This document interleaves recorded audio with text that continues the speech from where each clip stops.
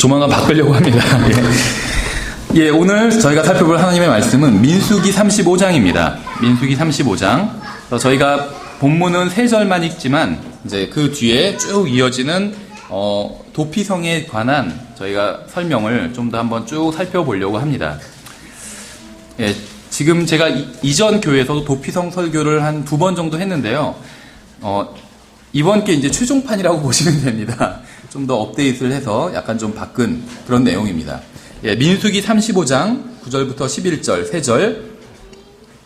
민수기 35장 9절부터 11절, 3절. 제가 읽어볼 테니까 한번 쭉 눈으로 보세요. 민수기 35장 9절.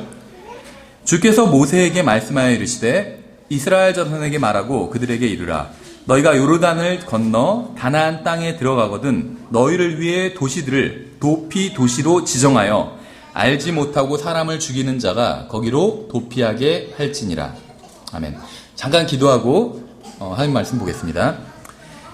하나님 아버지, 저희들 또 이렇게 주님께 영과 진리로 경배 드릴 수 있도록 또 모일 수 있도록 모든 환경과 여건 마련해 주셔서 감사드립니다. 지금 저희가 이 시간 도피 도시에 대해서 살펴보려고 합니다.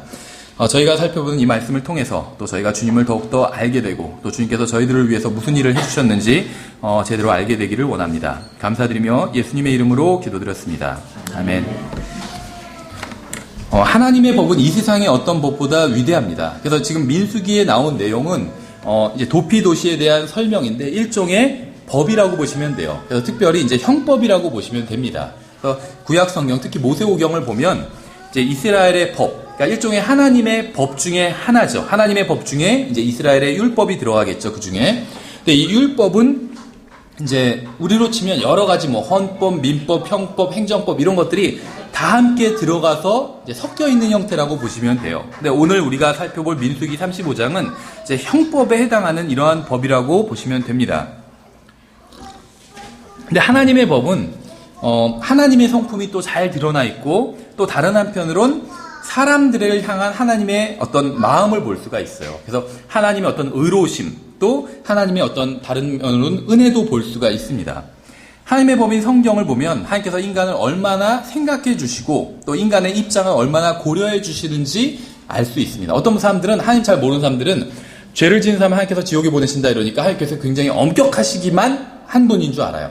그러니까 하나님은 엄격하신 분인 건 사실입니다. 근데 그게 하나님의 성품의 다는 아니라는 거죠.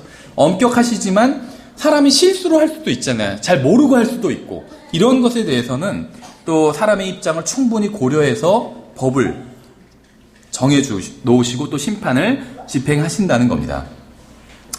하나님의 어떤 율법을 보면 하나님께서 사람의 생명을 얼마나 크게 중요하게 생각하시는지를 볼 수가 있어요. 그래서 고의로 사람을 죽인 사람은 하나님 앞에서 어떠한 변명도 할 수는 없습니다. 그렇죠? 왜냐하면 하나님께서는 생명을 존중하고 계시기 때문에 누군가 그 생명을 멸한다면 다른 사람을 죽인다면 하나님께서 그것을 간과하지 않으실 거라는 거예요. 그래서 고의로 사람을 죽이는 경우엔 변명할 수가 없어요.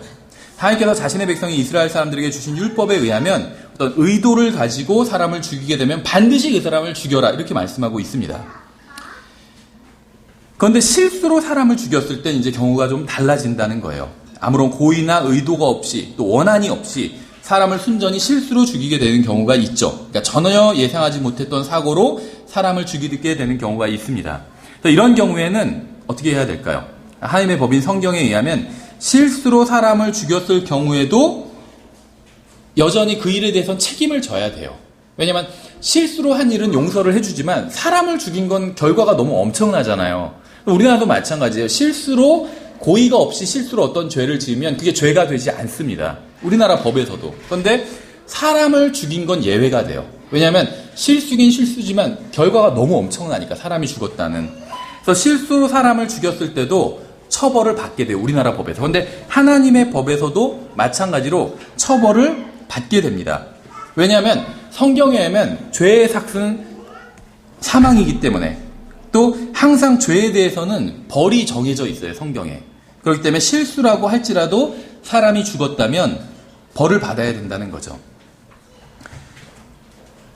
그런데 정말 아무런 의도도 없이 정말 진짜 실수로 죽였을 때 벌을 받긴 해야 되는데 그러면 좀 실수한 사람 입장에서도 약간 억울할 수가 있잖아요. 그렇죠? 자기는 아무런 고의가 없었기 때문에. 그래서 이제 그런 경우에 대해서 하나님께서는 이제 성경에 보면 도피 도시라는 것을 지정해서 정말 실수로 사람을 죽인 경우엔 그리로 도망가면 살 수 있도록 하셨어요.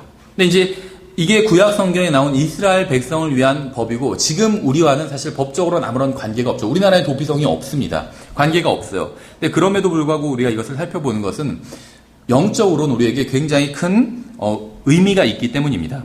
먼저 한번 그 배경을 알기 위해서 본문을 좀 더 쭉 읽어보도록 하겠습니다. 12절부터 보시면 이렇게 되어 있죠. 너희를 위해 그 도시들을 복수하는 자로부터 도피하게 하는 도피 도시가 될지니 이것은 사람을 죽인 자가 회중 앞에 서서 재판을 받을 때까지 죽지 아니하게 하려 함이니라. 너희는 너희가 줄 이 도시들 중에서 6도시를 도피 도시로 만들되 세 도시는 요르단 이편에서 주고 세 도시는 가나안 땅에서 주어 도피 도시가 되게 할지니라. 이 6도시는 이스라엘 자손과 타국인과 그들 가운데 머무는 자를 위한 도피처가 되리니 이것은 알지 못하고 사람을 죽이는 자가 다 거기로 도피하게 하려 함이니라. 만일 그가 쇠연장으로 사람을 쳐서 죽이면 그는 살인자니 그 살인자를 반드시 죽일 것이요 만일 그가 사람을 죽이는데 쓸 수 있는 돌을 던져 사람을 쳐서 죽이면 그는 살인자니 그 살인자를 반드시 죽일 것이며. 그러니까 성경에선 살인자는 죽이라고 했어요. 그렇죠. 근데 실수로 사람을 죽인 사람은 도피도시로 도망갈 수 있게 배려를 해주라고 말씀하고 있습니다. 살인자는 죽여야 돼요. 그러니까 살인에 대한 성경적 입장은 굉장히 분명합니다. 성경에는 살인자는 반드시 죽여야 한다고 분명하게 기록해 놨어요. 그런데 18절 다음 절에 보면 이렇게 되어 있죠. 만일 그가 사람을 죽이려는데 쓸 수 있는 나무 무기를 손에 들고 사람을 쳐서 죽이면 그는 살인자니 그 살인자를 반드시 죽일 것이요. 그러니까 의도를 가지고 무기를 가지고 또 사람을 쳐서 죽이면 반드시 죽여라. 그 사람은 살인자이기 때문에 이렇게 말씀하고 있어요. 눈에는 눈, 이에는 이 이런 말 들어보신 적 있으시죠? 그러니까 사람을 죽인 사람은 반드시 죽여라. 지금 이렇게 말씀하고 있는데 다른 말로 하면 눈에는 눈, 이에는 이 이런 말로 우리가 이해할 수가 있겠죠. 근데 어떤 사람들은 이제 성경을 잘 모르고 또 법에 대해서도 잘 모르는 사람들은 이 눈에는 눈, 이에는 이라는 말은 성경에 나온 말이에요. 근데 그냥 얼핏 들으면 잔인한 얘기 같아요. 그렇죠? 눈을 찌른 사람을 용서하라고 하지 왜 똑같이 눈 찌른 사람 똑같이 눈을 찌르라고 얘기하냐. 너무 잔인하다. 성경에 나온 이야기인데 하나님 너무 잔인한 하나님이다. 이렇게 얘기하는 사람들이 있어요. 근데 그건 뭘 모르는 얘기입니다. 이 눈에는 눈, 이에는 이 말을 이제 다른 말로 하면 동해보복형이라고 합니다. 형벌은 형벌인데 동해보복형. 같은 방법으로 보복하는 형벌이에요. 근데 자신이 받은 대로 갚는다는 겁니다. 그렇죠? 하나님께서 이러한 처벌을 허락하신 이유는 하나님이 잔인해서가 아니라 반대로 인간이 잔인해서예요. 왜 그러냐면 사람은 자기가 남에게 상해를 받게 되면 상처를 당하게 되면 똑같이 보복하려고 하지 않고 더 심하게 보복하려고 합니다. 그렇죠? 그래서 자기 눈물을 흘리게 하면 상대방 내가 피눈물을 흘리게 하겠다. 이런 얘기 하는 사람도 있잖아요. 성경에도 나와요. 야곱의 딸이 강간당했을 때 야곱의 아들들이 그 강간한 사람이 속한 부족 전체를 전멸해버리죠. 전멸시켜버려요. 그 강간한 사람만 죽이는 게 아니라 강간한 사람이 속한 그 부족 전체를 전멸시켜버려요. 이거는 훨씬 더 지나친 거죠. 성경에서도 지나치다고 평가를 하고 있어요. 그거는. 그렇죠. 성경에서는 그렇게 하지 말고 당한 만큼만 갚아주라고 말씀하고 있어요. 그렇죠. 근데 사람의 마음은 그렇지 않다는 거죠. 자기가 당한 것보다 훨씬 더 심하게 갚고도 분이 안 풀리는 게 사람이에요. 그렇죠. 그러니까 하나님이 잔인하신 게 아니라 사람이 잔인한 게 문제라는 거죠. 그래서 하나님께서는 당한 만큼만 갚아줘라. 이런 법을 아예 지정해 놓으셨다는 겁니다.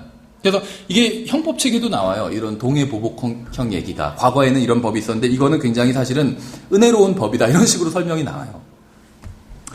어떤 사람들은 사람을 죽이는 도구가 문제라고 생각합니다. 미국에서 가끔 가다가 총기 사고가 나잖아요. 그래서 총기를 규제하면 사고가 줄어들 것이다. 살인이 줄어들 거다. 이렇게 생각하는 사람들이 있다는 거죠. 근데 전혀 그렇지 않아요. 현실은. 우리나라는 총기가 없잖아요. 보통은. 그런데도 살인사건이 일어나잖아요. 그렇죠. 저는 어떤 그 미국 코미디언이 하는 얘기를 보니까 총기 규제를 할 필요 없고 총알 규제를 하면 된다 이러더라고요. 그래서 총알 하나당 5천만 원씩 판매하면 된대요. 그럼 살인사건 주는데요. 그럼 다른 사람을 죽일 때 그 사람이 아주 심각하게 생각한대요. 저 사람을 죽이기 위해서 내가 돈을 열심히 모아서 죽여야 되니까 농담이겠지만 근데 총기나 총알이나 이런 건 비본질적인 거란 거예요. 그렇죠? 성경은 쇠나 돌이나 나무로도 사람을 쳐서 죽일 수 있다고 말씀하고 있어요. 우리 과거 전쟁사를 보면 총에 맞아 죽은 사람보다 칼에 찔려 죽은 사람이 압도적으로 더 많아요. 인류 역사를 돌아보면. 그렇죠? 그러니까 사람들은 총과 같은 무기가 없으면 살인이 일어나지 않을 거라고 합니다. 하지만 지난 수천 년간 사람들은 쇠나 돌이나 나무로 만든 무기로 사람을 죽였어요. 그럼 무엇이 문제냐? 뭐 총이나 칼이나 야구방망이나 핵폭탄이나 이게 문제가 아니라 인간의 마음이 문제예요. 왜냐하면 살인은 인간의 마음에서 시작되기 때문에. 그래서 예수님께서도 마음속에서 이미 살인했다고 말씀하고 있잖아요. 그렇죠? 살인은 마음에서 시작돼요. 그러니까 뭘 규제해야 되냐면 마음을 규제해야 돼요. 총이나 칼이 아니라 사람의 마음을 규제해야 된다는 거예요. 그렇죠?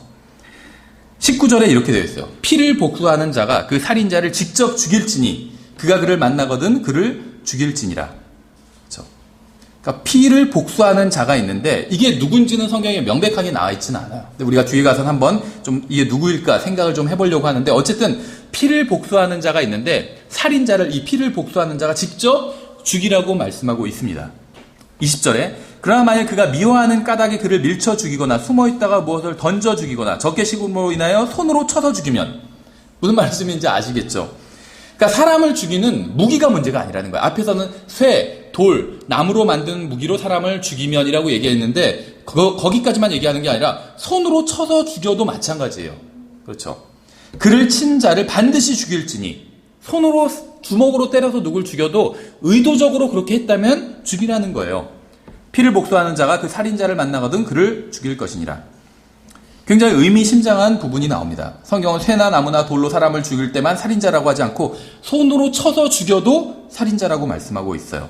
그러니까 총으로 사람을 죽일 수 있는 것처럼 주먹으로도 사람을 죽일 수 있기 때문에 총으로 사람을 죽일 수 있기 때문에 총기를 규제해야 된다면 손으로 사람을 쳐서 죽일 수 있으니까 손도 규제해야죠. 어떤 사람 박치기로 사람 죽이는 사람도 있었어요.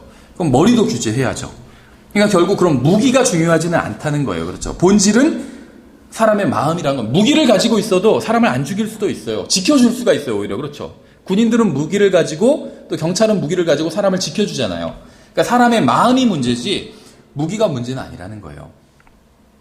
22절에 계속해서 그러나 그가 적개심을 품지 않고 갑자기 사람을 밀치거나 숨어있지 않다가 그에게 무엇을 던지거나 그를 보지 못하고 사람을 죽이는 데 쓸 수 있는 돌을 던져서 그를 죽였거나 그가 그의 원수도 아니요 그를 해치려 하지도 아니하였으면 회중이 사람을 죽인 자와 피를 복수하는 자 사이에서 이 판단의 법도에 따라 재판하여. 뭘 재판하냐면 진짜 이 사람이 고의로 죽였는지 아닌지 그걸 재판하라는 거예요. 그래서 성경은 명백하게 사전에 예비하거나 죽일 의도가 없이 실수로 사람을 죽인 경우에는 살인자와 다른 기준을 적용해야 된다. 이렇게 말씀하고 있습니다. 지금 이 법이 3,500년 전에 만들어진 법이에요. 근데 굉장히 정확한 법이라는 거죠. 우리가 뒤에서 살펴보겠지만 이건 굉장히 중요한 우리의 구원과도 굉장히 큰 관계가 있어요. 물론 이 지금 스토리 자체가 직접적으로 우리의 구원과 관계가 있는 건 아니지만 여기서 주는 영적 교훈이 우리와의 구원과 큰 관계가 있다는 겁니다. 계속해서 다음 절을 보시면 피를 복수하는 자의 손에서 사람을 죽인 자를 건져내고 그의 도시 곧 그가 도피한 도시로 그를 돌려보낼 것이요 그는 거룩한 기름으로 기름 부음을 받은 대제사장이 죽을 때까지 그 안에 거할 것이니라. 그러나 사람을 죽인 자가 어느 때든지 자기가 도피한 도시의 경계 밖으로 나가면 피를 복수하는 자가 그의 도시의 경계 밖에서 사람을 죽인 자를 만나 그를 죽일지라도 그 피에 관하여 죄가 없으리니 이는 대제사장이 죽을 때까지 그가 자기 도시에 거하여야만 하였기 때문이라. 다만 대제사장이 죽은 뒤에는 사람을 죽인 자가 자기 소유의 땅으로 돌아가리라. 이와 같이 이것들이 너희 대대로 너희가 거하는 모든 곳에서 너희에게 재판의 법규가 될지니라. 사람을 죽이는 자가 누구든지 증인들의 입에 의거하여 그 살인자를 죽일 것이나 한 증인이 어떤 사람을 대적하며 증언하여 그가 죽게 하지 말지니라. 또 너희는 죽을 죄를 진 살인자의 생명을 구하기 위해 배상을 받지 말고 반드시 그를 죽일 것이며 31절에서 어떠한 배상도 받지 말고 살인자는 반드시 죽이라고 말씀하고 있어요. 보석금도 받지 말고 무기징역도 선고하지 말고 사형을 선고해라 이렇게 말씀하고 있는 거죠. 그러니까 성경은 어떠한 예외도 없이 살인자는 사형에 처해야 된다 이렇게 말씀하고 있는 거예요. 32절에 계속 보시면 또 그 제사장이 죽기 전에는 자기의 도시로 도피한 자를 위해 배상을 받음으로 그가 돌아가 그 땅에 거하지 못하게 할지니라. 이와 같이 너희는 너희가 거하는 땅을 더럽히지 말지니라. 피는 땅을 더럽히나니 피가 땅을 더럽힌대요. 사람을 죽이는 그 피가. 그러니까 지금 우리나라가 얼마나 더러운지 전 세계가 얼마나 더러운지 알 수 있겠죠. 그래서 하나님께서 나중에 불로 세상을 다 정결하게 하실 수밖에 없는 거예요. 피가 흘려진 땅은 그 피를 흘리게 한 자의 피로 말미암지 않고서는 그 피로부터 깨끗하게 될 수 없느니라. 그러므로 너희가 거주할 땅 곧 내가 거하는 땅을 더럽히지 말라. 나 주는 이스라엘 자손 가운데 거하느니라. 성경은 제가 의도적으로 사람을 죽이지 않은 경우에는 도피도시로 도망가서 살 수 있다고 말씀하고 있습니다. 제가 도피도시 안에 거하는 한 저는 실수로 사람을 죽인 데 대한 책임을 지지 않고 죽임을 당하지 않을 수 있다는 거예요. 그래서 제가 도피도시 안에 거하는 한 제가 실수로 죽인 사람의 가족으로부터 피해 보복을 당하지 않게 된다는 겁니다. 여기까지가 이제 서론인데 잠깐 요약해서 말씀드리면 등장인물이 세 사람은 아니고 세 가지가 나옵니다. 첫 번째는 실수로 사람을 죽인 사람이 나오죠. 그래서 지금까지 얘기를 요약하면 성경에서는 이제 사람이 죽었을 경우에 그 사람을 죽인 사람이 있잖아요. 근데 이 사람을 죽인 경우가 두 가지로 나뉜다는 거예요. 일반 법에서도 그래요. 그러니까 살인, 고의가 있으면 살인이에요. 고의가 없으면 과실치사예요. 그래서 실수로 사람을 죽인 것, 과실치사. 일반 법에서도 그렇게 나눠요. 살인자, 그 사람을 죽이면 다 살인자가 아니에요. 살인자가 있고 고의로 죽이면 살인자고 실수로 죽이면 과실치사범 이렇게 나눠서 부릅니다. 성경도 지금 3,500년 전의 법이 그걸 구분하고 있는 거예요. 그래서 의도를 가지고 사람을 죽이면 그 사람 반드시 죽이라는 거예요. 근데 의도가 없이 사람을 죽인 경우에는 두 가지로 나뉘어요. 첫 번째는 도피도시를 각 도시마다 만들어서 그 도피도시로 도망가면 거기서 계속 살게 해주라는 거예요. 근데 의도가 없이 사람을 죽였어요. 과실치사범이면 살 수 있는 길이 있죠. 도피도시로 도망가면 사는데 거기로 도망가지 않아요. 난 내가 일부러 죽인 게 아닌데 이렇게 생각하고 도망을 안 가면 그 사람은 죽이라는 거예요. 피해 보복자가 그 사람을 죽여도 가만 놔두라는 거예요. 그렇죠. 그래서 이제 첫 번째 주인공은 실수로 사람을 죽인 사람이에요. 실수로 사람을 죽인 사람. 이게 누구를 상징하냐면 우리 모든 인간을 상징합니다. 모든 인간을. 두 번째 주인공은 피해 보복자예요. 근데 이 피해 보복자가 누군지는 나오지 않는데 죽인 사람을 이제 사람이 죽지 않았을 경우에 내가 다른 사람 상처를 내면 그 사람이 나를 똑같이 상처를 내라고 성경에 나와 있죠. 근데 사람이 죽었을 경우에는 그 사람이 똑같이 나에게 상처를 가할 수가 없죠. 그럼 그 사람을 대신해서 누군가가 보복을 해야 되는데 이게 누군지는 성경에는 안 나와요. 그런데 이제 성경의 다른 부분들을 좀 종합해서 보면 대부분은 가족이, 형제들이 이 보복을 하게 됩니다. 그렇죠. 성경에선 심지어는 자식 없이 그 남자가 죽으면 그 남자의 동생이나 형이 그 부인과 다시 아이를 낳게 이렇게 하고 있잖아요. 누군가 대신하게 말씀하고 있어요, 형제가. 그래서 이 피해 보복자는 형제나 가족이라고 보시면 돼요. 부모나 자식이나 형제. 이게 이제 피해 보복자가 된다고 보시면 됩니다. 근데 이거는 누구를 상징하고 있냐면 하나님을 상징하고 있어요. 세 번째는 도피도시가 나와요. 이 도피도시로 들어가면 살 수 있다는 거예요. 근데 들어가지 않으면 살 수 없다는 거예요. 도피도시는 예수 그리스도를 상징하고 있어요.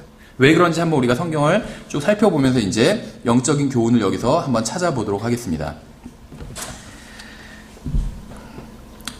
우리는 하나님의 아들, 예수님은 누구냐면 하나님의 아들입니다. 삼위일체 하나님 중 한 분이시고 하나님의 아들이에요. 그렇죠. 근데 문제는 뭐냐면 하나님의 아들이신 예수 그리스도께서 2000년 전에 인간의 몸을 입고 이 세상에 오셔서 십자가 위에서 죽으셨는데 예수님의 죽음에 대한 책임이 우리 모두에게 있다는 겁니다.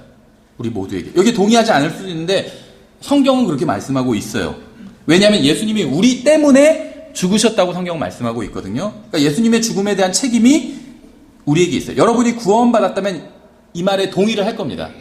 예수님은 나 때문에 죽었어. 전 여기에 동의를 해요. 구원받지 않았다면 지금 저 사람 무슨 얘기를 하고 있는지, 내가 무슨 2000년 전에 죽은 사람에 대한 죽음의 책임이 왜 나한테 있어, 이렇게 생각할 거예요. 근데 여러분이 알건 모르건, 동의하건 동의하지 않건, 의도했건 의도하지 않건 상관없이 하나님의 아들이신 예수 그리스도의 죽음에 대한 책임이 여러분에게 있다는 겁니다. 왜냐하면 예수님께서는 여러분의 죄로 인해서 죽으셨기 때문에. 구약 성경에 나온 도피도시가 오늘날 우리에게 어떤 의미가 있을까요? 도피도시는 실수로 사람을 죽인 사람을 위한 장소입니다. 저는 실수로 사람을 죽인 적이 없어요. 말이 좀 이상하죠. 이렇게 그럼 고의로 죽인 적은 있나, 이렇게 될 수 있는데 실수로 사람을 죽인 적이 없고 고의로 죽인 적도 없습니다. 그러면 제가 여기 서 있지 못하겠죠. 아무튼 실수든 고의든 저는 사람을 죽인 적이 없습니다. 여러분 중에도 아마 없을 거예요. 잘은 모르지만. 우리가 알고 있는 대부분의 사람들은 실수든 고의든 사람을 죽인 적이 대부분은 없습니다. 그렇죠. 그렇다면 도피도시가 우리에게 어떤 의미가 있을까요? 과실치사의 죄를 범한 자가 도피도시로 들어가면 죄의 책임을 면할 수 있다는 것은 이스라엘의 법이었습니다. 우리나라는 이런 법이 없죠. 근데 이게 영적으로 우리에게 교훈을 준다는 거예요. 한번 이 도피도시를 하나의 이제 이야기로 한번 꾸며볼게요. 먼저 실수로 사람을 죽인 사람이 나오죠. 이게 우리라고 말씀을 드렸죠. 그리고 그 실수로 사람을 죽인 사람한테 보복하기 위해서 그 가족이 이제 따라가게 됩니다. 그래서 만약에 내가 지금 뭐 저희 교회도 공사하는데 뭐 일을 하다가 실수로 누구를 죽였어요. 옆에 있는 사람을. 그럼 어떻게 해야 될까요? 즉시 도망가야 돼요. 집에 가서도 안 돼요. 짐 싸도 안 돼요. 즉시 도망가야 돼요. 이게 사실 뭘 상징하고 있냐면 도피도시로 들어간 사람, 구원받은 사람을 상징한다고 말씀드렸죠. 도피도시가 예수 그리스도이기 때문에.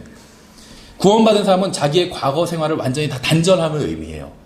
어쨌든지 간에 왜냐하면 내가 지금 어떤 마을에 살고 있다가 실수로 사람을 죽였는데 죽이게 되면 도피도시로 다른 마을로 이사해 가야 돼요. 새로운 마을로. 구원받으면 새로운 생활이 열리게 되거든요. 어쨌든지 간에 실수로 사람을 죽이면 집으로 돌아가서도 안 되고 바로 도망가기 시작해야 돼요. 왜냐하면 자기 가족이 죽었다는 걸 아는 사람이 바로 피해 보복을 하기 위해서 바로 무기 들고 쫓아오기 때문에 지금 이 이스라엘이 어디에 속한 지역인지 아시죠? 중동에 속한 지역이에요. 이 중동의 분위기를 아마 뉴스나 TV 보고 아실 거예요. 지금 중동의 분위기가 쌍막하죠. 막 명예살인 이런 거 하잖아요, 그 사람들. 그게 옳은 건 아니지만 우리가 왜 하는지는 이해를 하잖아요. 그렇죠. 성경을 아니까. 근데 3,500년 전의 중동이라고 생각해 보세요. 훨씬 더 분위기가 삭막하겠죠. 그래서 내가 실수로 사람을 죽이면 집에 돌아갈 시간이 없어요. 바로 도피도시로 도망가야 돼요. 그럼 이제 그 가족이 바로 무기를 들고 나를 쫓아오게 됩니다. 보복하려고. 도피도시로 도망가서 들어가 버리면 보복할 수가 없어요. 그럼 자기가 새로운 살인자가 돼요. 근데 들어가기 전까지는 도망가는 중엔 잡아서 보복해도 돼요. 그래서 이제 즉시 이제 보복자가 따라가게 된다는 거죠. 먼저 우리가 실수로 사람을 죽인 사람에 대해서 살펴보도록 하겠습니다. 이게 이제 신약 성경의 복음의 진리로 비춰서 보면 바로 우리를 상징하고 있어요. 저와 여러분과 이 세상에 살고 있는 모든 사람이 바로 실수로 사람을 죽인 사람. 그러니까 의도가 없이 죽인 사람. 그러니까 누군가의 죽음에 대해서 의도는 없지만 책임이 있는 사람. 예수 그리스도에 대해서, 예수 그리스도는 두 번째 사람이라고 성경 부르고 있거든요. 두 번째 아담. 예수 그리스도의 죽음에 대해서 우리가 의도는 없었지만, 내가 죽이려고 죽인 건 아니지만 책임은 있다는 거예요. 예수님은 저 때문에 죽으셨어요. 하지만 저는 예수님을 제가 일부러 죽인 건 아니에요. 그렇죠. 하지만 저의 죄 때문에 예수님은 죽으셨죠. 그러니까 예수님의 죽음에 대한 책임이 저에게 있다는 겁니다. 여기에 대해서 좀 더 생각해 볼게요. 성경에서 우리를 여러 가지로 부르고 있는데, 뭐 흙이라고도 부르고 있고 뭐 여러 가지로 부르고 있는데 우리의 위치와 상태를 정확히 표현하는 그런 말이 있는데 뭐냐면 바로 죄인이란 말이에요. 성경은 우리를 죄인이라고 부르고 있습니다. 죄를 짓는 사람, 죄와 관련이 있는 사람, 죄 안에 있는 사람, 죄에 붙들린 사람, 그래서 죄인이라고 부르고 있어요. 그런데 죄인이라고 부르는데 세 가지 이유로 죄인이라고 부르고 있어요. 먼저 우리는 죄인으로 태어났기 때문에 죄인이라고 부르고 있습니다. 죄인으로 태어났다는 게 무슨 말이냐면 아무 죄를 아직 짓지는 않았지만 죄인이라는 거예요. 이건 뭐냐면 사과나무라고 부르는데 여러 가지 이유가 있죠. 사과 열매가 열리기 때문에도 사과나무지만 아직 열매가 없어요. 묘목이에요. 그래도 사과나무죠. 마찬가지예요. 성경에서 우리를 죄인이라고 부르는데 아직 죄를 아무것도 안 졌어요. 그래도 죄인이에요. 왜냐하면 죄인으로 태어났기 때문에. 그렇죠. 이건 마치 인종과도 같은 거예요. 모든 인간이 죄인으로 태어났다는 것은 사람이 흑인으로 태어나고 백인으로 태어나고 동양인으로 태어나는 것처럼 그렇게 태어났다는 겁니다. 이건 인간의 의지로 되는 건 아니에요. 그러니까 이건 나에게 책임이 없죠. 나는 죄인으로 태어나야지, 나는 의인으로 태어나야지 이렇게 생각하는 사람 없어요. 태어나고 보니까 죄인인 거예요. 죄의 성품이 있는 죄인인 거예요. 태어나고 보니까. 이건 나의 의지와는 전혀 관련이 없어요. 내가 일부러 한 게 아니기 때문에. 그래서 이거는 나에게 책임이 없어요. 그렇죠. 우린 그냥 죄인으로 태어난 겁니다. 로마서 5장에서는 이걸 어떻게 표현하고 있냐면 한 사람의 범죄로 말미암아 모든 사람이 죄인이 되었다 이렇게 말씀하고 있어요. 이게 다른 말로 하면 죄인으로 태어났다는 거예요. 아담이 죄를 지니까 그 자손들이 다 죄인으로 태어났다. 이 말을 성경에선 한 사람의 죄로 말미암아 모든 사람이 죄인이 된 것 같이 이런 식으로 표현하고 있다는 겁니다. 죄인인 둘째 이유는 실제로 죄를 짓기 때문에 죄인이에요. 이건 이제 나에게 책임이 있죠. 그러니까 성경은 우리를 죄인이라고 말하고 있는데 사람을 삼중적인 의미에서 죄인이라고 했는데 첫 번째 죄인으로 태어났기 때문에. 근데 이건 나에게 책임이 없어요. 두 번째 이유는 실제로 죄를 짓기 때문에 죄인이라고 부르고 있어요. 이건 저에게 책임이 있습니다. 그렇죠. 아마 여기 있는 분들 다 공감을 하실 거예요. 자기가 죄를 지은 적이 있어서 죄인이다. 그러니까 내가 죄인으로 태어났기 때문에 죄인이다. 여기에는 아마 반발이 들 거예요. 내가 죄를 짓지도 않았는데 태어났다는 이유만으로 죄인이란 건 억울하다. 이렇게 생각할 수 있죠. 그런데 성경에서는 그 이유만 제시하는 것이 아니라 두 번째 이유를 제시하고 있다는 거예요. 실제로 죄를 지었기 때문에 죄인이다. 이렇게 얘기하고 있다는 거예요. 난 지금까지 죄를 지어본 적이 한 번도 없다. 이런 분 계신가요? 한번 손 들어보세요. 저는 여태까지 한 번 만나봤어요. 제가 아는 한 가장 세 손가락이 꼽을 수 있을 그러니까 제가 실제로 만난 사람 중에 세 손가락에 꼽을 수 있을 정도로 사악한 사람인데 자기는 여태까지 죄를 지은 적이 없다고 하더라고요. 정말 누구 말 맞다나 뭐 사기와 기만이라는 잡지가 있다면 거기 표지 모델로 쓸만한 그런 사람인데 자기 죄를 지은 적이 없대요. 너무 황당하더라고요. 그런데 그 사람은 그 말을 하는 순간 거짓말을 하는 죄를 하나 더 지은 거죠. 그렇죠. 생각해보세요. 우리가 뭐 엄청난 죄를 짓진 않았을지 몰라도 최소한 거짓말을 한 적은 있잖아요. 그렇죠.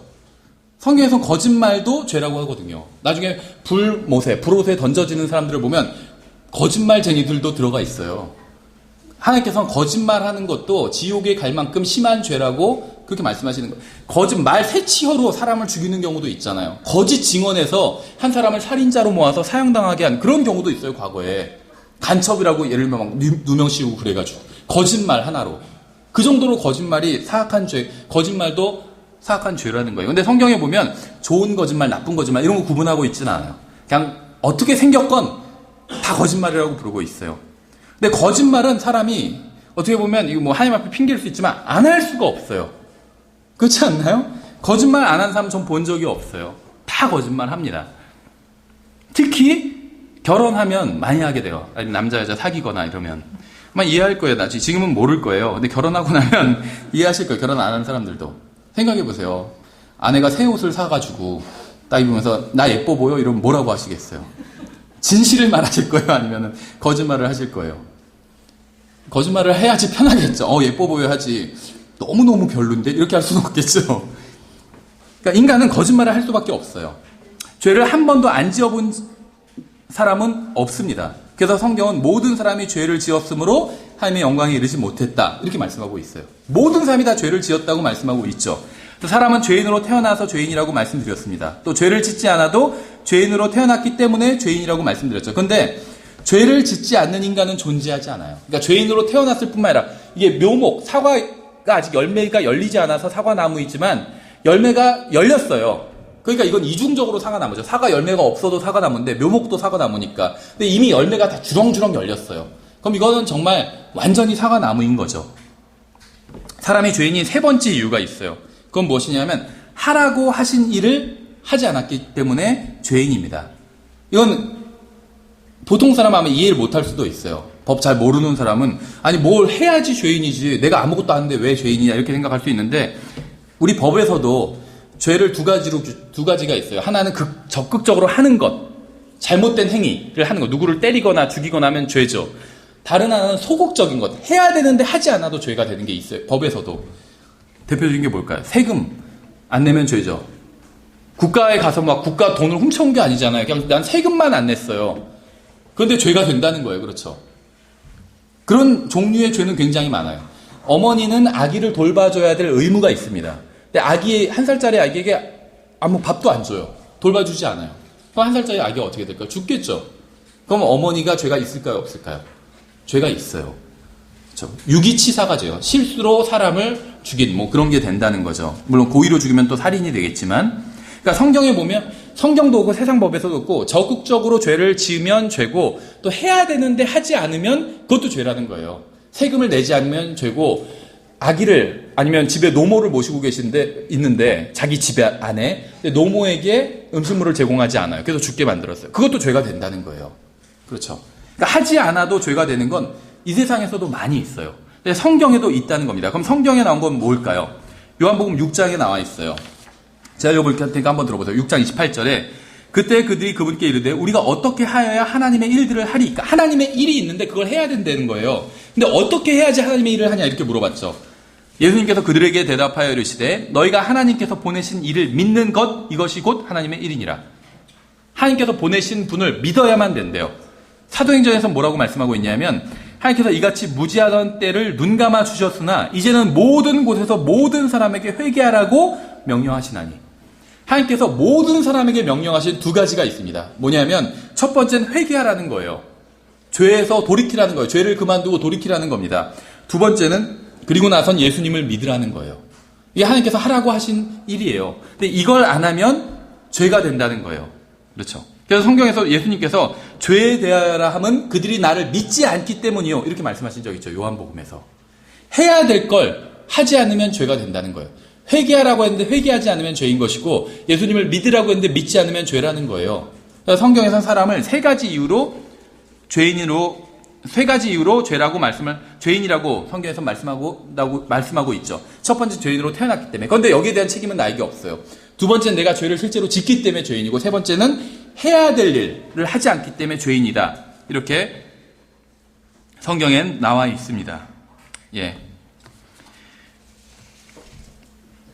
그런데 가만히 보면 성경에 보면 성경에서는 지옥에 나중에 계시록 20장, 21장을 보시면 불호수에 던져지는 사람들의 목록이 나옵니다. 근데 여기 보면 뭐 살인자들, 가늠한 사람들, 뭐 거짓말쟁이들, 우상숭배자들 이런 사람들이 불호수에 던져진다 이렇게 나와요. 그럼 이 사람들은 죄를 적극적으로 지은 사람들이죠. 근데 그 사람들만 던져지는 것이 아니라 믿지 않는 자들도 나와요. 그러니까 예수님을 믿어야 되는데 믿지 않는 사람도 불호수에 던져진다는 거죠. 그럼 제가 죄인인 이유가 세 가지라고 그랬죠. 죄인으로 태어났기 때문에, 실제로 죄를 짓기 때문에, 예수님을 믿지 않기 때문에 죄인이라고 그랬죠. 그런데 불호수에 던져지는 사람들을 보니까 죄를 실제로 지은 사람들과 예수님을 믿지 않는 사람들만 던져져요. 죄인으로 태어난 사람들도 던져지더라 이런 말씀은 없어요. 왜냐하면 그거는 나에게 책임이 있지 않기 때문에 그렇다는 거죠. 그건 무슨 말이냐면 죄인으로 내가 태어났다는 건 나에게 책임이 없어요. 근데 그것으로 인해서 하나님께서 나를 지옥에 던지지는 않으신다는 겁니다. 그럼 내가 죄를 실제로 짓고 또 예수님을 믿지 않았기 때문에 나를 지옥에 던지신다는 거예요. 그런데 하나님께서는 십자가 위에서 예수님께서 죽으심으로 인해서 내 죄가 용서받을 수 있는 구원의 길을 마련해 주셨잖아요. 그렇죠. 그러면 무슨 말이냐면 여러분 중에서 만일 지옥에 가는 사람이 있다면 그건 여러분이 죄인으로 태어났기 때문이 아니라는 겁니다. 죄인으로 태어난 건 사실이지만 그것 때문에 지옥에 보내지는 않는다는 거예요. 여러분 중에 지옥에 가는 사람이 있다면 그건 여러분이 스스로 지은 죄와 예수 그리스도를 믿지 않은 죄 때문에 지옥에 가는 거예요. 예수님을 믿는다는 건 뭐냐면 예수님 좋은 분이란 거 믿어. 아니면 예수님이 하나님이라고 믿어. 그런 게 아니에요. 예수님이 십자가 위에서 죽으신 건 나를 위해서 죽으셨다. 그게 아니었다면 나는 구원받을 방법이 전혀 없다. 이렇게 믿는 게 예수님을 믿는 거예요. 그렇죠? 성경 어디에서도 죄인으로 태어났기 때문에 지옥에 간다는 말은 없습니다. 일반 범죄에서도 어떤 범죄 요건이 있는데 책임이 없으면 처벌하지 않아요. 일반 범죄에서도. 그렇죠. 책임이 있어야 처벌을 합니다. 예를 들면 그래서 일반 범죄에서도 어떤 얘기를 하냐면 위법하고 구성 요건에 맞고 책임이 있어야 처벌한다. 이게 이제 3요소라고 그래요. 범죄의 어떤 3요소. 그런데 위법하고 구성 요건에 맞아도 책임이 없으면 처벌을 안 해요. 예를 들면 6살짜리 아이가 사람을 죽였어요. 그럼 사람을 죽인 그 행위는 법에 어긋나잖아요. 그게 위법하다고 그래요. 법에 어긋나기 때문에. 또 사람을 죽인 자에 대한 처벌이 우리나라 형법에 적혀 있잖아요. 이게 구성 요건에 맞다 이렇게 표현을 합니다. 그런데 어린아이는 범죄에 대한 책임을 지지 않아요. 그래서 처벌받지 않는 겁니다. 그렇죠. 책임이 없으면 처벌을 받지 않아요. 이건 이제 일반 법률뿐만 아니라 성경의 법에서도 진리입니다. 하나님께서는 책임이 없는 자에게 벌을 주시지 않습니다. 그래서 어린아이는 죄인으로 태어났죠. 근데 죄를 실제로 지은 적이 없죠. 어린아이. 1살짜리 아이는 죄를 지은 적이 없어요. 왜 죄를 지은 적이 없냐면 죄는 고의가 있어야 죄라고 했죠. 근데 1살짜리 아이는 고의가 없어요. 이렇게 하면 부모님이 굉장히 괴로워하겠지 하면서 막 울고 막 그런 애는 없다는 거죠. 고의가 없어요. 그렇죠. 그 다음에 예수님을 믿지 않는 것도 죄라고 했는데 1살짜리 아이는 믿고 말고 할 수가 없어요. 아직 이성이 없기 때문에. 그렇죠. 이성이 형성되지 않았기 때문에. 그래서 1살짜리 아이는 죄인으로 태어났지만 지옥에 가지 않는 거예요. 죽으면. 책임이 없기 때문에. 그렇죠. 자신이 죄인으로 태어났다는 건 어쩔 수 없는 일입니다. 인간의 힘으로 어쩔 수 없어요. 어떻게 되는 게 아니에요. 인간의 힘으로. 인간이 죄인으로 태어났다는 것은 인간에게 책임이 없는 일입니다. 오직 첫째 사람이자 모든 인류의 조상인 아담에게만 그 책임이 있는 일이에요. 그래서 하나님께서는 죄인으로 태어났다는 이유로 사람을 지옥에 보내진 않으신다는 겁니다. 저는 여러분이 실수로 사람을 죽인 사람과 같다 이렇게 말씀드렸어요. 모든 인류, 여러분, 저와 여러분을 포함한 모든 사람이 실수로 사람을 죽인 과실치사범과 같다 이렇게 말씀드렸죠. 그럴 의도가 없었는데 실수로 다른 사람을 죽였다는 거예요. 그래서 다른 사람의 죽음에 대한 책임이 나에게 있다는 겁니다. 비록 실수긴 하지만 죄를 지었기 때문에 책임을 져야 됩니다. 사람을 죽이면 그 자신도 반드시 죽어야 한다는 것이 하나님의 법이기 때문에. 그런데 실수로 한 일에 대해서는 실수로 한 일에 대해서는 사람이 죽었기 때문에 책임을 져야 되지만 나도 죽어야 된다면 그건 너무 대가가 엄청나잖아요. 내가 일부러 한 게 아닌데. 그렇죠? 그래서 하나님께서 한 가지 방법을 지정해 주셨는데 그게 이제 우리가 오늘 살펴본 이 도피도시 안으로 피하는 일이었죠. 또 도피도시로 피하면 실수로 사람을 죽인 일에 있어서는 용서를 받게 된다는 게 하나님의 법이었어요. 사람을 실수로 죽인 것은 어쩔 수 없는 일이죠. 엄청난 일이 일어났지만 어쩔 수 없는 일이에요. 그렇죠? 도끼질을 하다가 도끼가 손에서 빠져서 옆 사람을 죽였다면 어쩔 수 없는 불의의 사고라는 거죠. 그런 경우에 하나님께서는 도피도시로 피하면 죽지 않고 살게 해주신다고 말씀하신 겁니다. 이것은 죄인으로 태어난 것은 어쩔 수 없는 일인 것 같아요. 내가 죄를 지은 건 내 잘못이지만 죄인으로 태어난 건 내 잘못이 아니잖아요. 이건 어쩔 수 없잖아요. 그렇죠? 마치 내가 이렇게 생기게 태어난 것과 마찬가지예요. 그렇죠? 넌 왜 그렇게 생겼어? 하고 누가 시비 건다면 그건 어쩔 수가 없어요. 이렇게 생기게 태어난 걸. 그래서 이런 경우에 도피도시로 피하면 죽지 않고 살게 해주신다고 하나님께서 말씀하셨어요. 죄인으로 태어난 건 내가 원해서 그렇게 태어난 게 아니기 때문에 실수로 사람을 죽인 것도 마찬가지입니다. 그래서 하나님께서는 죄인으로 태어난 것 때문에 지옥에 보내지는 않으신다는 거예요. 자신의 의지와 상관없이 실수로 사람을 죽인 사람이 도피도시로 피하면 살 수 있는 것처럼 자신의 의지와 상관없이 죄인으로 태어난 사람들은 예수 그리스도께로 피하면 살 수 있는 길을 마련해 주셨다는 거예요. 그렇지만 도피도시로 들어가지 않는다면 자신의 죄값을 스스로 치러야만 한다는 게 하나님의 법이에요. 그래서 예수 그리스도 안으로 들어가야 된다는 거예요. 그러면 살 수 있다는 거예요. 그런데 들어가지 않으면 벌을 받아야 된다는 거예요. 실수를 할지라도.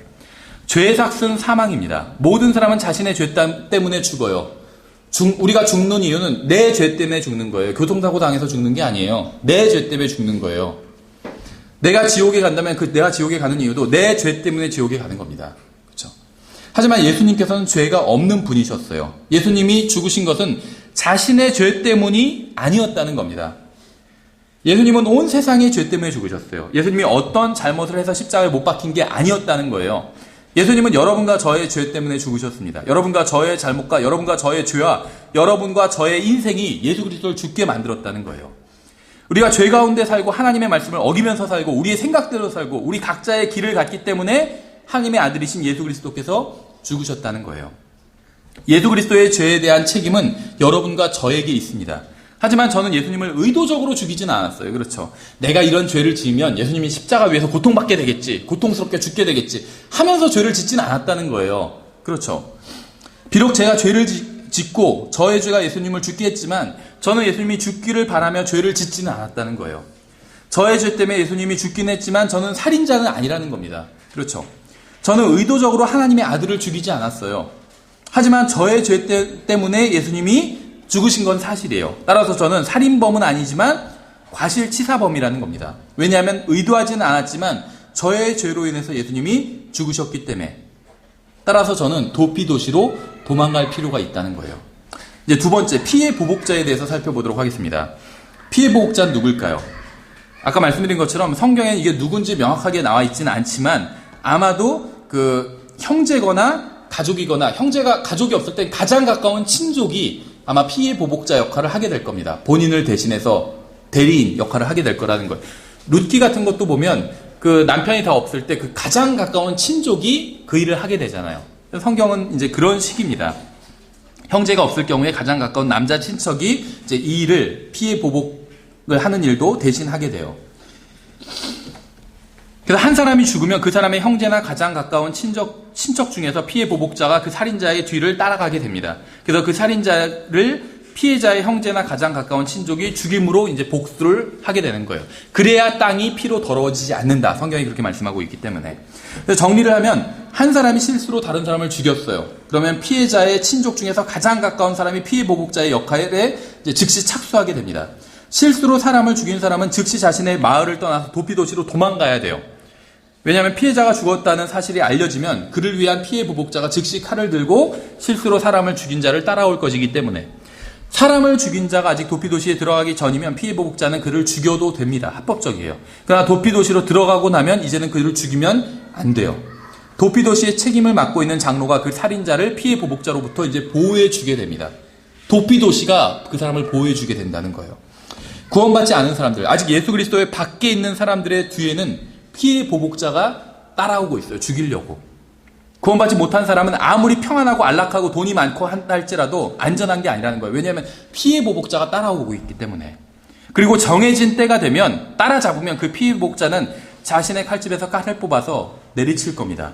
그리스도 밖에 있는 사람들을 뒤따르고 있는 피해 보복자가 누군지 아세요? 피해 보복자는 바로 하나님이에요. 성경에서 이렇게 말씀하고 있어요. 로마서 12장에서 기록된 바 원수 갚는 것 일은 내 것이니 내가 갚으리라 주가 말하노라. 어벤져, 지난주에도 말씀드렸죠. 어벤져. 성경에서 하나님이 자기가 어벤져라고 말씀하고, 어벤져가 하나님의 이름 중에 하나예요. 성경에서는 다른 사람에게 쓰고 있지 않아요. 하나님이에요, 어벤져가. 근데 원수 갚는 것이 자기의 일이래요. 하나님의 일이에요. 왜 그렇게 말씀하셨을까요? 예수 그리스도가 자기의 아들이잖아요. 근데 그것 때문에, 사람들의 죄 때문에 예수님이 죽으셨잖아요. 그 원수를 갚겠다는 거예요. 하나님께서. 피해 보복자는 하나님이에요. 이게 무엇을 의미하는지 아세요? 예수님 하나님의 아들입니다. 그렇다면 예수님의 가족으로서 저에게 피해 보복을 하기 위해서 저의 뒤를 쫓는 분이 하나님이라는 거예요. 전능하신 하나님.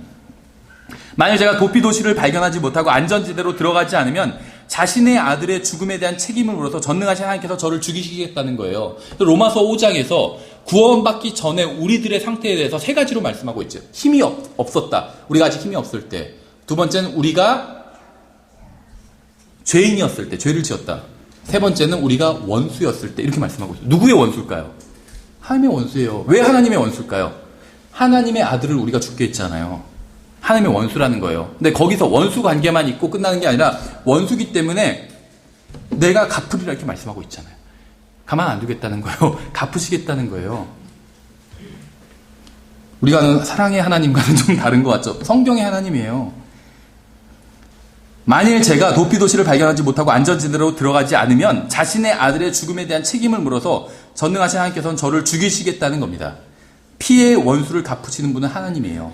이것이 바로 하나님 없는 인간의 불행입니다. 사람이 대적하고 싸우고 있는 존재가 바로 하나님이라는 게 인생의 근본적인 문제라는 거예요. 그래서 사람이 불안한 거예요. 뭐 철학에서 뭐 앙스트라고 부른다고 하잖아요. 뭔가 모르게 뭐 돈도 많이 벌고 잘 살고 있는 것 같은데 뭔가 모르게 불안해요, 마음이. 왜 그럴까요? 하나님께서 그 불안감을 심어주신 거예요. 내가 너를 따라가고 있다고, 복수할 거라고. 그래서 사람은 불안한 거예요. 뭔가 불안하고. 그래서 막 보험에 가입하고 막. 그래도 불안한 거예요. 구원받지 않는 사람들의 원수가 하나님이기 때문에. 저는 성경을 읽으면서 도피도시로 들어가지 않으면 제 자신이 죽은 사람이나 마찬가지라는 사실을 깨달았습니다. 예수 그리스도라는 도피도시로 피한 사람은 그가 누구이건 상관없이 모두 도피도시 안으로 들어올 수 있고 보호받을 수 있고 구원받을 수 있고 안식할 수 있어요. 제한이 없어요. 실수로 사람을 죽인 사람은 누구나 도피도시 안으로 들어갈 수 있다는 겁니다. 저는 하나님께 감사한 것이 많이 있지만 그 중에서 가장 감사하는 것이 있어요. 그게 뭔지 아세요? 하나님께서는 더 이상 저에게 진노하지 않으실 거라는 거예요. 하나님이 더 이상 저희 원수가 아니라는 거예요. 하나님이 더 이상 복수하려고 저의 뒤를 따라오지 않으신다는 거예요. 왠지 아세요? 전 예수 그리스도 안으로 들어왔기 때문에. 하나님은 더 이상 저의 원수가 아니에요. 이거 얼마나 이게 저의 마음에 평안을 주는지 아세요? 저는 지금 죽어도 돌아갈 집이 있어요. 그래서 그곳에서 참된 안식을 누리게 될 겁니다. 그렇죠? 아쉬움은 있겠죠. 하지만 두렵지는 않아요. 언제 죽어도. 그래서 그리스도인들에게는 평안과 기쁨이 있는 거예요.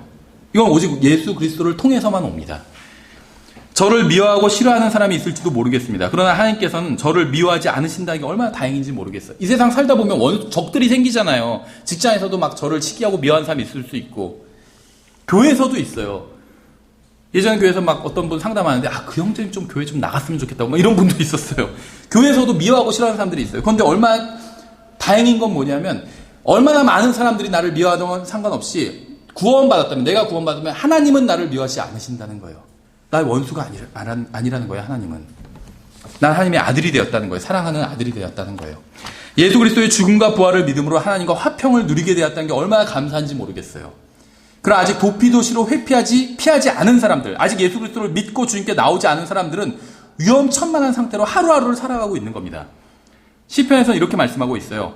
하나님은 의로운 자를 판단하시며 하나님은 사악한 자를 향하여 날마다 분노하시는도다. 왜 날마다 사람들이 죽는지 아세요? 하나님께서 날마다 분노하시기 때문이에요. 그가 돌이키지 아니하면 그분께서 자신의 칼을 가시리니, 하나님께서 피해 보복자예요. 그분께서 이미 자신의 활을 당기시고, 하나님께서 피해 보복자인데 칼만 갖고 계신 게 아니라 칼과 활로 무장하고 따라오고 있는 거예요. 이미 자신의 활을 당기시고 준비하셨도다. 하나님께서 피해 보복자로서 사람을 복수하기 위해서 쫓아가고 있는데 이미 활을 당긴 상태로 쫓아간대요. 이게 얼마나 무서운 건 줄 아세요? 언제든지 죽을 수 있다는 거예요, 사람은. 화살을 활통해서 꺼내는 게 아니라 이미 당기면서 쫓아간대요. 놓으면 죽는 거예요, 사람은. 또 그분께서 그를 위하여 죽이는 도구를 마련하셨나니 그분께서 핍박하는 자들을 향해 자신의 화살들을 정하시는도다. 무슨 말인지 아시겠죠? 하나님께서 누군가의 머리를 향해서 화살을 정조준하고 계시다는 거예요. 날마다, 그리고 그 화살을 놓으실 때가 있다고. 그래서 날마다 사람들이 죽는 거예요. 여러분이 만약 예수 그리스도 안에 있지 않으면 그 누군가가 바로 여러분이 될 수 있다는 겁니다. 여러분이 아직 예수 그리스도께서 여러분을 위해서 하신 일을 믿지 않는다면 하나님은 여러분의 원수일 뿐만 아니라 여러분을 향해서 진노하고 계시고, 여러분을 향해서 심판의 활을 당기고 계시고, 자신의 아들의 죽음의 책임을 묻기 위해서 뒤를 쫓아오고 계시다는 거예요. 지금 하나님께서 조금 더 기다려 주시지만 언젠가는 그 활실을 놓으시고 칼을 뽑으실 날이 오게 될 거라는 겁니다. 여러분이 구원받았을 때 한번 생각해 보세요. 성령님께서 여러분의 마음속에서 여러분은 하나님 앞에서 죄인이라는 사실을 알려주셨을 겁니다. 예수 그리스도께서 여러분 때문에 죽으셨다는 사실을 알려주셨을 거예요. 예수님의 죽음에 대한 책임이 여러분에게 있다는 사실을 알려주셨을 겁니다. 그래서 구원받은 사람은 다 인정해요. 예수님이 죽은 건 나 때문에 죽으셨다. 이거 다 인정합니다. 그렇죠. 똑똑해서 알게 된 게 아니에요. 성령님께서 알려주셨기 때문에 알게 된 거예요. 그렇죠. 성령님께서 마음을 움직여 주셨기 때문에. 만약 구원받지 못하고 죽게 된다면 그 다음엔 지옥에 던져지게 될 거라는 걸 성령님께서 알려주신 거예요. 이러한 사실을 깨닫고 나면 저는 한 번도 이해하지 못했던 것을 갑자기 이해하게 됩니다. 저는 전혀 관심이 없던 설교가 갑자기 귀에 들어오기 시작하게 된다는 거예요. 왠지 아세요? 생각해보세요. 구원받지 않은 사람이 예배를 드리겠어요? 설교, 하나님 말씀을 강의하는 걸 듣고 싶겠어요? 근데 구원받고 나면 달라진다는 거예요. 듣고 싶고, 구원받은 사람들 막 찾아가서 교제하고 싶고 이렇게 된다는 거예요. 왜 그럴까요? 무엇인가 변화가 일어났기 때문이에요. 여러분이 도피도시 안으로 들어왔기 때문에 바뀐 거예요. 완전히. 이제 세 번째, 도피도시에 대해서 살펴보도록 하겠습니다. 오늘 주인공 셋이 있다고 말씀드렸죠. 실수로 살인한 사람, 피해 보복자, 그리고 이제 도피도시, 이렇게 셋 주인공이 있어요. 실수로 살인한 사람은 죄인으로 탄환한 모든 사람이라고 말씀드렸어요. 피해 보복자는 하나님이라고 말씀드렸죠. 이제 도피도시에 대해서 살펴보겠습니다. 도피도시는 예수 그리스도를 상징하고 있습니다. 실수로 살인죄를 지은 사람은 도피도시로 들어가면 죽지 않아도 됩니다. 죄인으로 태어난 사람은 누구나 예수 그리스도 안으로 들어가면 죽지 않고 살 수 있게 돼요. 왜냐하면 예수 그리스도께서 하나님의 진노의 화살을 대신 맞아주셨기 때문에. 하나님의 진노의 화살이 죄인인 나에게 날아와서 내 심장을 관통해야 되는데 예수 그리스도께서 대신 맞아주셨다는 겁니다. 그래서 어떻게 된 줄 아세요?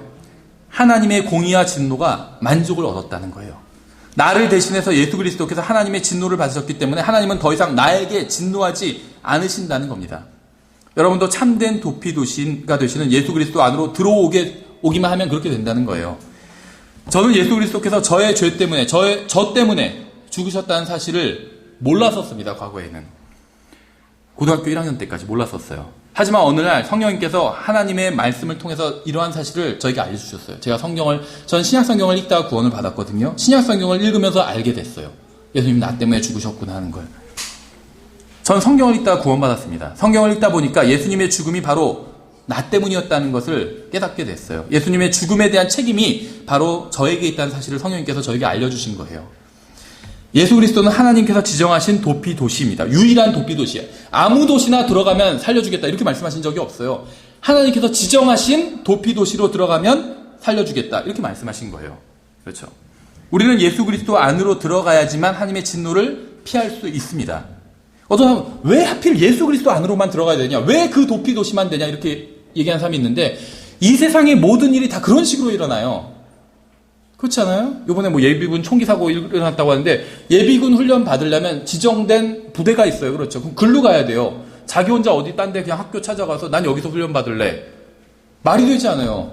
왜 그럼 거기서만 받게 해요? 여기 야탑교장 있잖아요. 거기서 주로 예비군 훈련 많이 받았거든요. 왜 야탑교장에서만 돼요? 그냥 저쪽 딴 데서 받을래요. 이게 통하나요? 통하지 않아요. 그리 오셔야 됩니다. 거기 참석하지 않으면 훈련 받은 것으로 인정하지 않습니다. 이렇게 얘기할 거예요. 그렇죠. 근데 거기에 대고 왜 거기만 돼요? 딴 데도 좀 되게 해주지. 이렇게 말할 수가 없어요. 모든 방법은 다 그래요. 이 세상에서 하는 모든 일들은 무엇인가를 지정하고 거기서만 아니면 그것을 통해서만 되게끔 한다는 거죠. 그렇죠. 왜 세종대왕이 그려진 종이만 그걸 줘야지만 밥을 먹을 수 있어요? 그냥 아무 종이나 내도 밥 먹을 수 있게 해주지. 식당 가서 그렇게 얘기해 보세요. 미쳤다 그러지. 그렇죠. 공평하지 않아요. 왜 세종대왕이 꼭 그려진 그 종이만 줘야지 밥을 주는 거예요? 내 사진 주면 왜 밥을 안 줘요? 이러면은 안 통해요. 미쳤다고 그래요. 마찬가지예요. 모든 일은 다 어떤 특별한 방식을 지정하게 돼요. 그래야지 일이 돌아가게 됩니다. 하나님께서 지정하신 도피도시가 있었어요. 그 하나님께서 지정하신 사람이 있었습니다. 바로 예수 그리스도예요. 인간의 몸으로 오신 하나님 자신이었죠. 예수님은 하나님께서 지정하신 도피도시예요. 예수님 안으로 들어와야지만 진노를 피할 수 있습니다. 우린 도피도시를 스스로 세울 필요가 없어요. 하나님께서 이미 마련해 주신 도피도시로 들어가면 돼요. 내가 이렇게 선한 일을 하면 구원해 주시겠지. 이건 도피도시 스스로 만들고 있는 거예요. 그렇게 할 필요가 없다는 거예요. 하나님께서 이미 만들어 놓으신 도피도시 안으로 들어가기만 하면 돼요. 그렇죠. 참된 구원자께 나아가기만 하면 됩니다. 구약 성경에서 도피도시로 도망가는 것보다 신약 성경은 더 쉬워요. 마음으로 받아들이기만 하면 된다고 그랬잖아요. 그렇죠. 마음으로 믿으면 구원해 주신다고 그랬어요. 구약 성경은 마음으로 믿는 것 갖고는 안 돼요. 도피도시로 도망가야지 죽임을 면하게 되죠. 지금은 너무 쉽다는 거예요. 구원받는데 어떤 제약이나 조건도 전혀 없다는 겁니다. 예수님께서 무엇을 해야지 구원해 주시겠다고 말씀하신 적이 없어요. 예수님은 내게 오는 자는 내가 결코 내쫓지 아니하리라 이렇게 말씀하셨어요. 왜 이런 말씀하셨을까요? 예수님께서 참된 도피도시이기 때문이에요. 예수님께로 들어오면 누구도 내쫓지 않는데요. 도피도시 안으로 들어오기만 하면 안전하게 된다는 겁니다.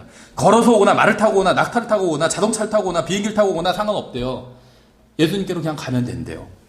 아무런 차이를 그런 건 만들지 못한다는 겁니다.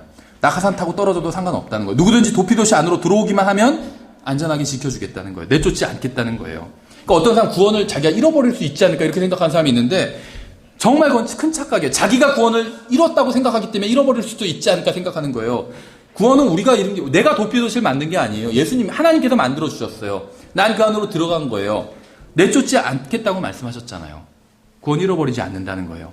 여러분 중에는 구원받을 때 영적 기도를 한 사람도 있고 그런 걸 뭐 들어본 적도 없는 사람도 있을 겁니다. 구원받을 때 우는 사람도 있고 웃은 사람도 있을 거예요. 나이 들어서 구원받은 사람 있고 젊어서 구원받은 사람도 있을 겁니다. 그런 건 전혀 중요하지 않다는 거예요. 구원받은 장소, 시기, 방법 달라도 예수 그리스도를 자신의 구원자로 받아들였다면 구원받은 거예요. 도피도시로 말 타고 온 사람도 있겠죠. 낙타 타고 온 사람도 있을 거예요. 걸어서 온 사람도 있을 거예요. 전혀 상관없다는 거예요. 도피도시로만 들어오면 안전하다는 거예요. 어떠한 방법으로도 상관없어요. 과정은 예수 그리스도를 개인적인 구원자로 받아들였다면 구원받았다는 거예요. 일주일 동안 집회를 하고 하루 동안 집회하고 5분간 복음 듣고 구원받은 사람 전 본 적이 있어요. 그런 건 전혀 상관없다는 거예요. 예수 그리스도 안으로만 들어오면 상관없다는 겁니다. 예수님을 죽음에 내어주면서 사람들은 이렇게 말한 사람들이 있어요. 예수님을 죽일 때 사람들이 유대인들이 이렇게 얘기했죠. 그의 피가 우리와 우리 자손에게 임하리이다. 이렇게 얘기를 했죠. 이 말이 의미하는 게 무엇인지 아시겠어요? 예수님의 죽음에 대한 책임을 자신들이 지겠다는 거예요. 이거 엄청 위험한 발언이죠. 갈보리 동산 위에서 십자가 위에 달려 돌아가시기 직전에 예수 그리스도께서 하나님 아버지께 무엇을 간구했는지 아세요? 잘 보세요. 사람들은 내가 죄인이 된 거는 실수로 된 거죠. 그냥 그렇게 태어난 거죠. 나의 책임이 없어요. 근데 내가 실제로 죄를 짓는 건 나의 책임이 있죠. 예수 그리스도의 죽음에 대한 책임이 우리에게 있긴 하지만 우리가 일부러 죽인 건 아니죠. 근데 유대인들은 그의 피가 우리와 우리 자손에게 임하리이다. 우린 그의 피와 받아들이겠다는 거예요. 그냥 책임지겠다는 거예요. 이렇게 얘기했죠. 뭔지 아세요? 살인자가 되겠다는 거예요. 과실치사범이 아니라 살인자가 되겠다는 거예요. 근데 예수님께서 어떤 기도를 하셨는지 아세요? 십자가 위에서 7마디를 하셨죠. 그 중에 하나가 누가복음 23장 34절에 기록된 이 말씀이요. 그때 예수님께서 이르시되 아버지여 저들을 용서하여 주옵소서. 저들은 자기들이 하는 일을 알지 못하나이다 하시더라. 이 기도가 굉장히 중요한 기도예요. 이 기도가 없었으면 우린 구원받지 못했을 거예요. 모든 사람들은 예수님의 죽음에 대한 책임이 있습니다. 예수 그리스도께서 이 간구를 하셨을 때 하나님께서는 이 기도에 즉시 응답해 주셨어요. 생각해보세요. 우리가 하는 기도는 즉시 응답받지 못하는 기도가 있죠. 예수님께서 하시는 기도는 다 즉시 응답받게 돼요. 저들은 자기들이 하는 일을 알지 못하나이다. 용서해달라고 기도했어요. 하나님께서는 이 기도에 응답해 주셨습니다. 예수님께서 하신 말씀의 의미는 아시겠어요? 저들을 용서해달래요. 자기들이 한 일을 알지 못하고 한 거래요. 살인죄를 과실치사로 감경해달라는 거예요. 자기들이 모르고 했다는 거예요. 예수님이 그냥 그렇게 모르고 한 걸로 해달라고, 용서해달라고 하나님께 간구하고 있는 거예요. 변호인으로서. 아버지께서 받아주신 거예요. 우리는 살인자인데 과실치사범으로 감경해 주신 거예요. 예수님께서는 비록 사람들의 죄 때문에 자신이 죽지만 사람들은 자신들이 무슨 짓을 하는지 모르고 있으니까 예수 그리스도의 죽음에 대한 책임을 고의해서 실수로, 모르고 한 게 실수잖아요. 실수로 살인해서 과실치사로 낮춰달라고 간구한 거예요. 십자가 위에서 하신 예수 그리스도의 간구를 아버지 하나님께서는 응답해 주셔서 누구든지 도피도시로 오는 사람은 받아주기로 하신 겁니다. 예수님께서 이 간구를 하지 않으셨다면 예수님을 믿어도 구원받지 못했을 거예요. 왠지 아세요? 살인범은 도피도시로 들어가도 끌어내서 죽이라고 했어요. 율법에 보면. 근데 과실치사범은 도피도시로 들어가면 살 수 있는 거예요. 구원받는 거예요. 근데 예수님께서 우리를 살인범에서 과실치사범으로 감경해달라고 부탁하신 거예요. 그래서 우리는 죄가 있지만 예수 그리스도 안으로 들어가면 용서받을 수 있게 된 거예요. 그러니까 예수님께서 십자가에 달려서 죽으신 것을 통해서 우린 구원받았지만 그것만이 아니라 십자가 위에서 죽으시면서 자신의 구원을 완수하신 거예요. 이 간구를 하시면서 감경해달라고 간구하신 거예요. 봐달라고. 그냥 실수를 한 것으로 쳐달라고. 살인범이 아니라 과실치사범으로 해달라고. 그러면 사람은 빠져나갈 구멍이 생기거든요. 예수 그리스도께로 나오면 다 구원받을 수 있게 된 거예요. 근데 이 간구를 하지 않았다면 예수 그리스도께로 나와도 구원받지 못하는 거예요. 그렇죠. 결론을 내리겠습니다. 사람은 자신의 운명을 스스로 결정합니다. 이 세상의 운명은 하나님께서 결정하세요. 근데 각 개인의 운명은 스스로 결정해요. 구원받을지 구원받지 않을지 스스로 결정해요. 구원받을 길이 없기 때문에 구원받지 못하는 게 아니라 구원받기를 거부했기 때문에 구원받지 못하는 거예요. 구원은 예수님께서 다 이루어 놓으셨어요. 십자가에서. 그래서 마지막으로 다 이루었다 하고 죽으신 거잖아요. 그냥 아무 말씀이나 하고 죽으신 게 아니라 진짜로 다 이루신 거예요. 이 간구까지. 사람들의 죄를 고의해서 과실로 감경까지 다 해놨잖아요. 예수님께서. 그리고 이제 다 이루었다고 하신 거예요. 예수님께서 구원은 다 이루셨어요. 그래서 누구든지 원하면 구원받을 수 있게 해놓으신 거예요. 그래서 구원을 누가 거부한다면 구원받을 방법이 없어서가 아니라 그 구원을 거부했기 때문에 자기가 구원받지 않는 걸 선택했기 때문에 구원받지 못하는 거예요. 사람은 자신의 운명을 스스로 결정합니다. 온 세상의 운명은 하나님께서 결정하세요. 민족의 운명도 하나님께서 결정하세요. 하지만 개인의 운명은 스스로 결정한다는 거예요. 이 세상에 살고 있는 모든 사람들, 우리나라에 살고 있는 모든 사람들, 지금 이 장소에 있는 저의 설교를 듣고 있는 모든 사람들은 자신의 운명을 스스로 결정해요. 여러분이 영혼을 어디서 보낼 것인가의 문제는 전적으로 여러분의 선택에 달려 있다는 겁니다. 여러분은 죄인으로 태어났어요. 그리고 지금까지 살아오면서 수없이 많은 죄를 지었습니다. 그 죄의 대가는 사망이에요. 성경에 의하면. 또 지옥에서 자신의 죄에 대한 대가를 치르기 위해서 영원한 형벌을 받아야 됩니다. 하지만 해결책이 없는 게 아니라는 거예요. 하나님께서 이스라엘 백성들에게 도피도시를 주신 것처럼 우리에게도 도피도시인 예수 그리스도를 주셨습니다. 여러분이 예수 그리스도 안으로 들어가기만 하면 여러분은 지옥에 가지 않아도 된다는 겁니다. 아직 구원받지 않은 분들에게 말씀드릴게요. 부모님 때문에 아니면 남편이나 아내 때문에 아니면 친구 때문에 억지로 교회에 다니는 분들이 있을 겁니다. 그러면서 속으로 만일 하나님이 있다면 내가 그래도 교회에 나오니까 좀 이쁘게 봐주시겠지 이렇게 생각하는 사람들이 있을 거예요. 여러분이 교회 건물 안에 있다고 해서 안전한 것이 절대 아닙니다.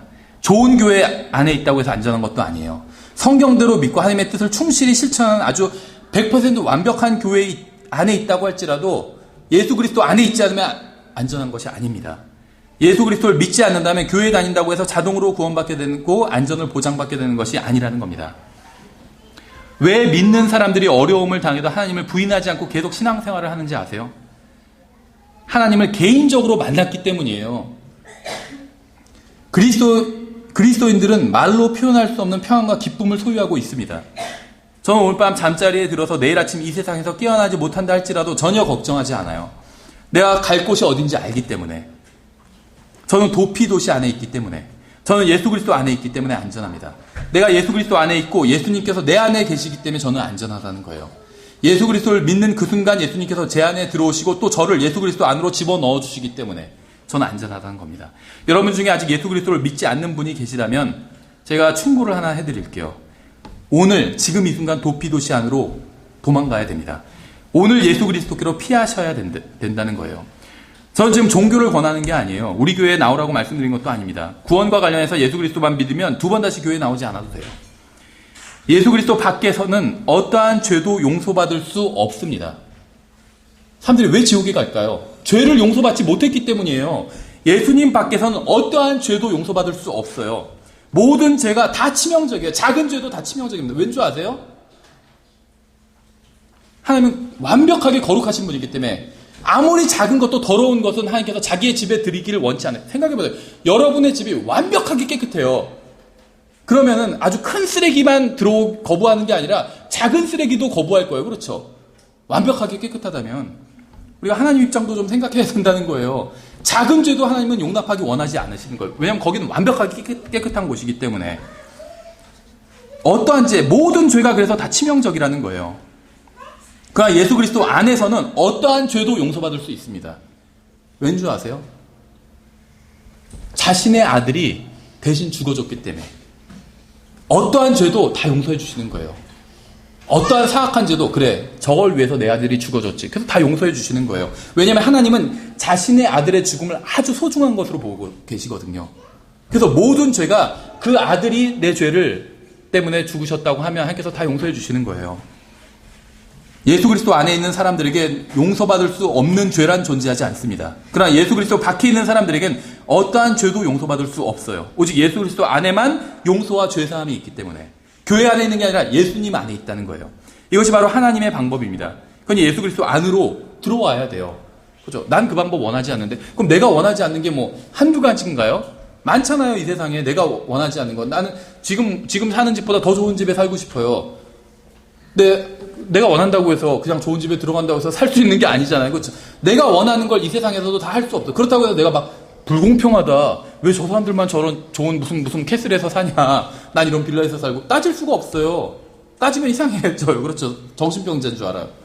이 세상에서도 내 마음대로 다 되는 게 아니야. 근데 하나님, 하물며 구원이란 건 다음 세상에 대한 거잖아요. 다음 생명. 이거에 대한 것 내 마음대로, 지금 생명도 내 마음대로 못 하는데. 그렇죠. 이 세상에서도 정해진 법대로 해야 돼요. 교통법규도 지켜야 돼요. 하물며. 근데 하물며 정말 구원에 대한 거 하나님께서 정하신 게 있어요. 내가 어떻게 터치할 수 없는 것들. 그걸 하나님께서 자기 마음대로 정하셨다는데 우리가 그걸 뭐 괜찮다, 아니다, 뭐 억울하다 이런 얘기 할 수 없다는 거죠. 다만 하나님께서는 누구든지 원하면 구원받을 수 있는 길을 마련해 주셨다는 겁니다. 그렇죠. 이게 하나님의 방법이에요. 예수 그리스도 안으로 들어올 수밖에 없어요. 그래야만 구원받을 수 있어요. 예수 그리스도를 믿고 거듭난 분들에게 제가 말씀을 드릴게요. 혹시 이 자리에 있는 분 중에 구원은 받았지만 현재 죄 문제에 연루되어 있는 분이 있습니까? 구원은 받았지만 큰 죄를 지은 적이 있는 사람이 있으신가요? 짓고 있는 사람이. 그런 분이 있다면 제 말 한번 잘 들어보세요. 여러분이 지은 어떤 죄도 용서받을 수 있어요. 그리스도 안에 있으면 어떤 죄도 용서받을 수 있습니다. 단지 하나님께 용서를 구하면 돼요. 그럼 완전히 죄와 관련 없는 새로운 사람이 될 수 있다는 거예요. 그리스도의 보혈로 구원받은 것처럼 그리스도의 보혈로 용서받을 수 있습니다. 그래서 요한일서에서는 만일 우리가, 여기서 말하는 우리는 이미 구원받은 사람이에요. 만일 우리가 우리의 죄들을 자백하면 그분께서는 신실하시고 의로우사 우리의 죄들을 용서하시며 모든 불의에서 우리를 깨끗하게 하시네요.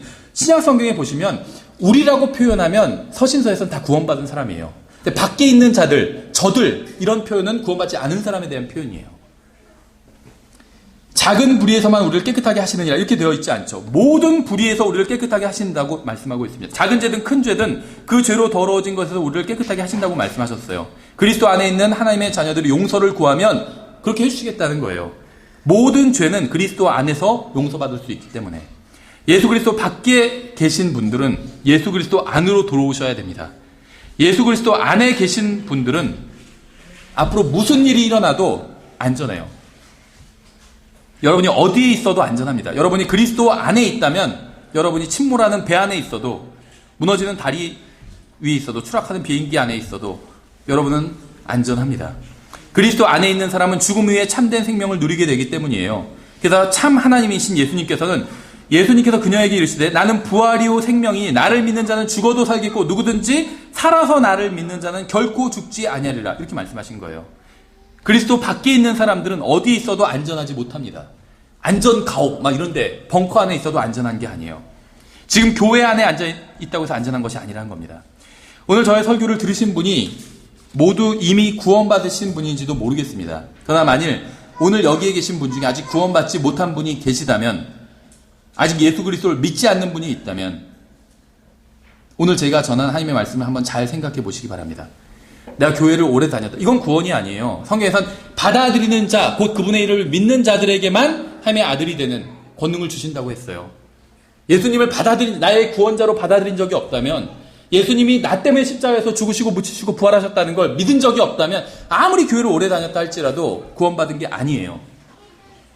그런 분들은 오늘 제가 전한 메시지를 한번 잘 생각해 보세요. 구원받을 수 있는 모든 것이 이미 준비되어 있습니다. 이제 더 이상 예수 그리스도를 거부하지 말고 마세요. 예수 그리스도를 거부하고 하나님의 선물을 거부함으로 자기 자신을 해치는 자가 되지 마세요. 오늘 하나님께서 베푸시기 원하는 구원의 은혜를 받으시기 바랍니다. 오늘 지금 예수 그리스도를 믿는다면 언젠가 오늘의 결정이 정말 가치 있는 것이었다는 사실에 온몸을 전율할 때가 올 거예요. 우리의 참된 도피도시가 되시는 예수 그리스도로 인해서 하나님께서 여러분에게 정말 참된 진정한 평안을 주시기 원합니다. 예, 기도하겠습니다.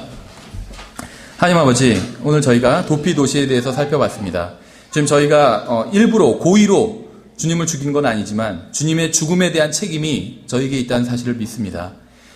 그러나 저희가 도피도시 안으로 들어온 이후에 하나님께서는 더 이상 저희에게 원수가 아니라 저희의 사랑하는 아버지가 되었다는 사실에 감사드립니다.